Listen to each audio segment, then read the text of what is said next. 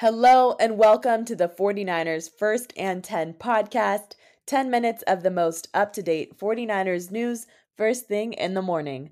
I'm your host, Brianna McDonald, and I'm joined by 49ers team reporter Lindsay Pilares. The 49ers have defeated the Arizona Cardinals 45-29 and are now the NFC West champions.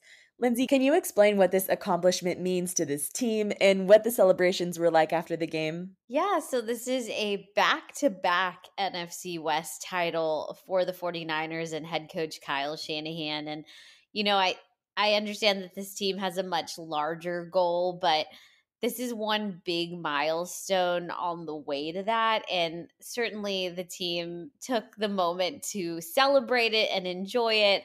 After the game, you saw Charvarius Ward get a victory lay, and this game clincher is lovingly referred to as the free hat and shirt game.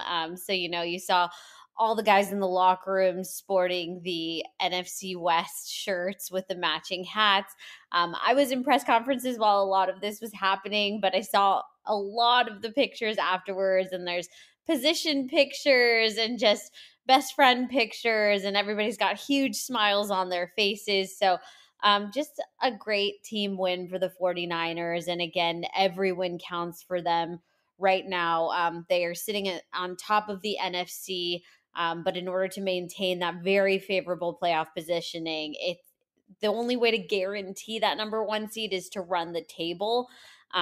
With 3 games left in the season, they're trending in the right direction, and we'll see how it all shakes out. Yeah, now the team's eyes are set on the playoffs, and faithful, you can get ready for the postseason run also. Tickets are on sale for any potential 49ers home games. Get your tickets today at 49ers.com/tickets.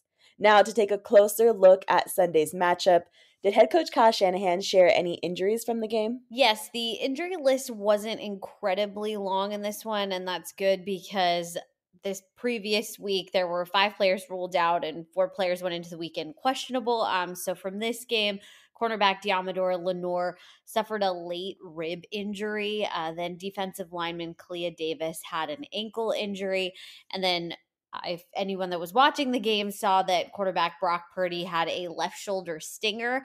It took him out for exactly 3 plays before he was able to re-enter the game and take over for the remainder of the game. But we'll get more updates from head coach Kyle Shanahan later today. I'll be hopping on his usual Monday press conference call. All right, going into this contest, we talked a lot about quarterback Brock Purdy and how this was going to be a homecoming game for the Gilbert, Arizona native. What was his performance like in his home state, and just how happy was he to be playing NFL football in front of all of his friends and family in his own backyard? Yeah, I think he spoke about it entering the game and then also coming out of it that, he was very much looking forward to returning to his home state, having all the people that were very formative in his upbringing from family, friends, coaches, just supporters of the area.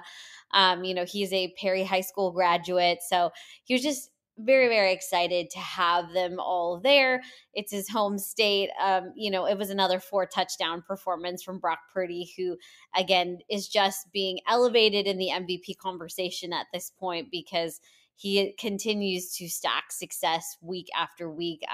So he was really happy. He had a smile on his face. We heard in his press conference heading into the game, he got a fresh haircut for the game. He was feeling really good. This is I would imagine this is a very memorable game for him. And he talked about it pretty much at length in his post-game press conference. So Arizona was certainly happy to have him. And Brock Purdy led San Francisco's offense to their highest scoring game this season. We saw Deebo Samuel reach the end zone twice. Christian McCaffrey got home 3 times. Would you say that this offense is really building momentum? Yes and no. I say this is just a kind of a continuation of what we've seen from the 49ers a lot this season. This is their 6th game where they've won by double digits. And yeah, it just, they're very much clicking right now, and excited to see where the offense continues to go. But really, these are now things that we're expecting to see. Christian McCaffrey reaching the end zone. When he doesn't, it's a very rare thing.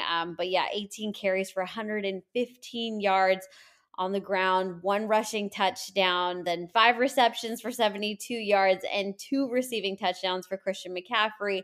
Brock Purdy connected on 16 of 25 passes, 242 yards, 4 passing touchdowns, and like you mentioned, Deebo Samuel, 2 touchdowns on the day as well.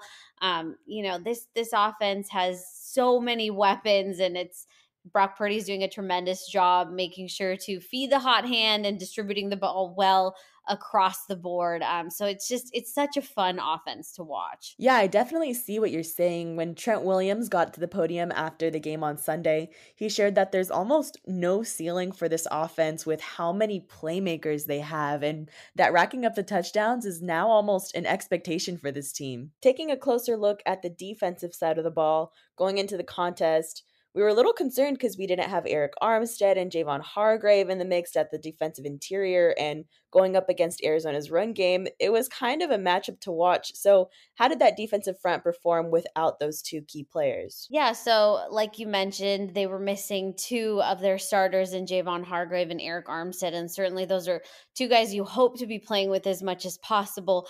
Instead, the 49ers had Javon Kinlaw and Kevin Givens start in their place. And the defensive front was able to come up with 3 sacks on the day.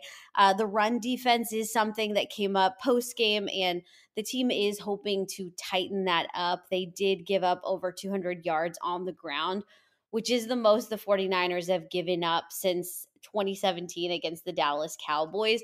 And that is a little bit of a concern as the 49ers head into a Christmas Day matchup against the Baltimore Ravens, who have Lamar Jackson and are averaging as a team 163.8 yards a game. So that's certainly a place where they are looking to tighten up. But we heard head coach Kyle Shanahan say it, and several of the players.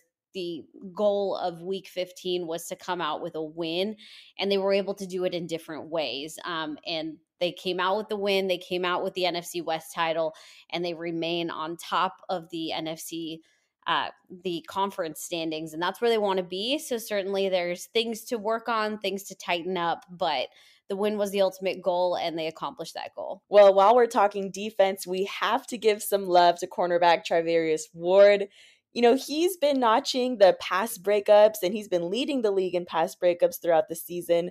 But yesterday, he got his hands on 2 interceptions. He returned 1 for a touchdown, his first career pick 6. How happy was he to actually get his hands on the ball and take it away? This is something that we heard Charvarius Ward talk about in the weeks leading up to that. And we had him on the You've Got Mail podcast, which we air weekly. And we had a 2-parter with him and Diamadora Lenore. And he said that, yeah, pass breakups are great, but I want to turn them into interceptions. And he said he was feeling close to that. And he was absolutely right. Manifested that, had 2 interceptions on the day, and of course 1 return for a touchdown, a 66-yard return. And I do believe someone said post-game that they clocked him at above 20 miles an hour. So he's super excited. He said he was super grateful that he was able to do that. And yeah, he wants more of them to come. But yeah, just a huge, huge day for Charvarius Ward. Well, that will do it for this episode. Thank you so much, Lindsay, for joining me in this update. Don't forget to follow First and 10 on Spotify and Apple Podcasts. Turn on the notifications so you're in the know when we post any breaking news updates. And thank you, Faithful, for tuning in.